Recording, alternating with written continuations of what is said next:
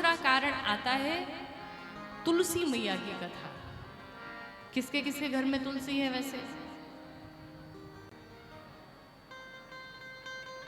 चलो कम से कम तुलसी तो दिखी घर घर में। अच्छा, मानस जी कौन कौन अब ला लिए अपने घर में? हाँ, चौथा दिन हो गया। इधर वाले पहले दिन की कथा में निवेदन किया था ना कि रामचरितमानस जी घर में वर्ष लाना कौन कौन लेकर के आया। 2 दिन के भीतर सभी के घर में मानस जी आ जाने चाहिए। आएगा? कौन कौन लेके आएगा?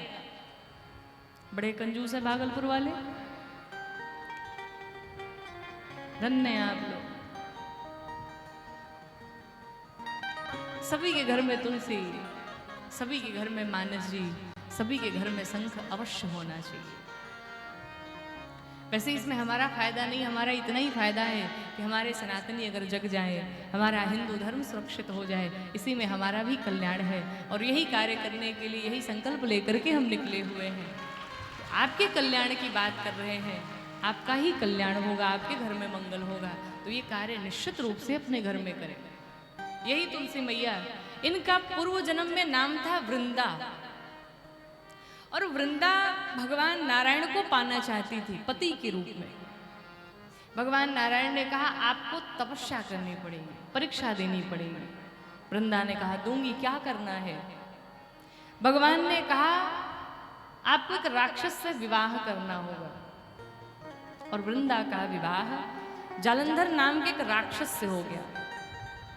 अब आप कल्पना करिए, कोई कन्या बिल्कुल भगवान के चरणों में जो जिसका मन लगा हुआ है, जो दिन रात भगवान की भक्ति में लगी हुई है, उसका एक विवाह दैत्य से हो जाए, क्या प्रभाव पड़ेगा?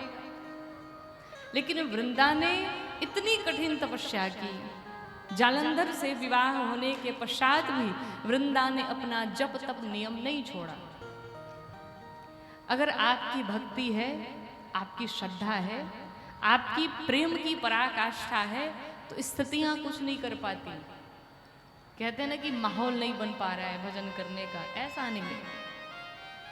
आप अगर बनाना चाहेंगे तो निश्चित रूप से बन जाएगा, और अगर नहीं बन पा रहा है, इसका अर्थ यह है कि अभी आपके भीतर कुछ त्रुटियां हैं। वृंदा ने उस परिस्थिति में भी भगवान के नाम स्मरण को, नाम जप को नहीं छोड़ा। परिणाम, वृंदा के सतत्व से जालंधर को युद्ध में बड़े बड़े देवता परास्त नहीं कर पाए। सभी देवता त्रस्त हो गए, पहुंचे भगवान नारायण के पास, जाकर के कहा सरकार अब आप छल करिए। भगवान ने कहा चलो, सबके कल्याण के लिए मैं ये कार्य करूंगा। एक दिन की बात है, जालंधर युद्ध के लिए जा रहे थे और वृंदा तपस्या करने बैठी। कहा जब तक मैं पूजा करने बैठी हूं तब तक आपका कोई बाल बांका नहीं कर सकता है, आप जाओ। जालंधर युद्ध में चला और इधर भगवान विष्णु ही जालंधर का रूप बना के चले आए। और जैसे ही वेश बना करके आए, आने के पश्चात वृंदा ने जैसे ही देखा मेरे पति चले आए, पूजा छोड़ी, पूजा भंग हुई। उधर युद्ध में जालंधर मारा गया। एक तरफ जालंधर का शव गिरा और एक तरफ भगवान नारायण जालंधर बन के खड़े हैं।